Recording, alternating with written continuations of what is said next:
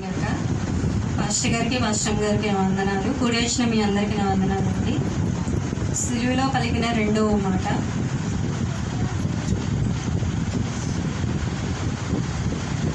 అందుకు ఆయన వానితో నువ్వు నాతో కూడా పరదేశంలో ఉందని నిశ్చయముగా నీతో చెప్పుచున్నాను. నేను చిన్న ప్రార్థన చేస్తున్నాను. మన్మికులుగా ప్రేమించిన ప్రియ పరలోకపు తండ్రి, ఘనమైన శ్రేష్టమైన నామానికి లెక్కలేని వందనాలు, స్తుతులు, స్తోత్రాలు యేసయ్య.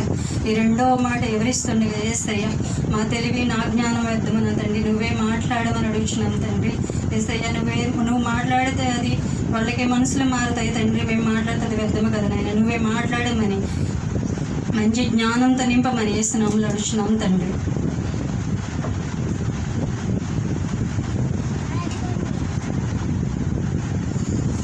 యేసుతో పాటుగా ఇద్దరు దొంగలను కూడా సిలువ వేశారండి.